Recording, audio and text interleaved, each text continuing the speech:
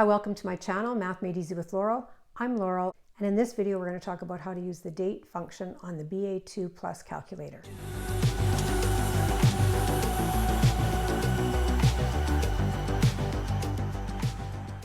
To use the date function on your BAII Plus calculator, you'll find date function just above the 1, so it's the second function of 1. Turn your calculator on. And to get that function, you're going to go second 1, which will give you the date function. You'll see DT1, which represents the beginning date. If you scroll, you will see DT2, which represents the second date or the end date. If you scroll again, you'll get DBD, which is days between dates. And if you scroll again, you should see ACT for actual days.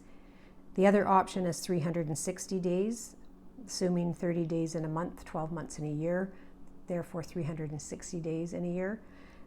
That's not the one we want to use. We want to use actual days. So we'll leave it at that. If it happens to be in 360, just press second and set to get back to ACT. Let's go back to the beginning and find the number of days between March 20th and May 4th. To enter the dates, you need to start with the month, then a decimal point, then the day, and then the year. If the day is a single digit, and let's say May 4th, you have to put 04.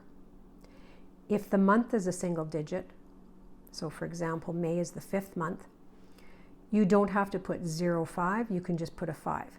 Either option is fine, but for day, you do have to have 2 digits, and for the year, it's the last 2 digits of the year.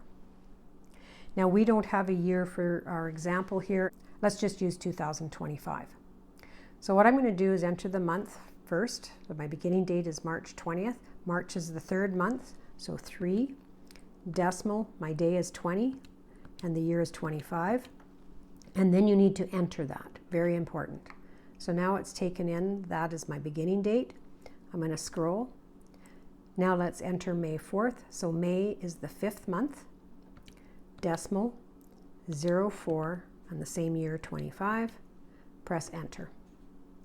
Now if we scroll again, we have days between dates and we want to calculate that, so we're going to press this button here, CPT, and the answer is 45.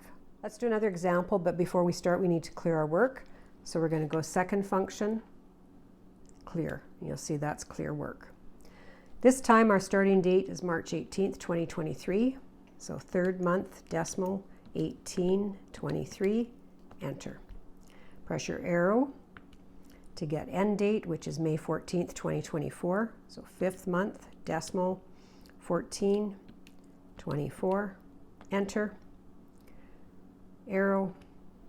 Let's calculate days between dates. Compute, 423.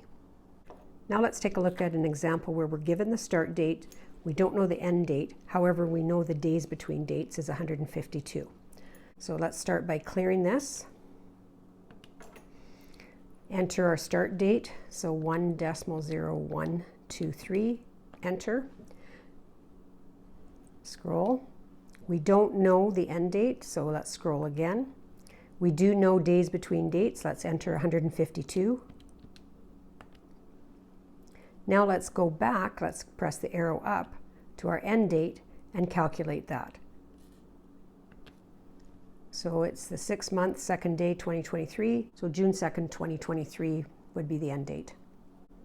As long as you know 2 of these 3 values, you can find the 3rd. Typically you will know the beginning and end date, and you're going to be finding days between dates.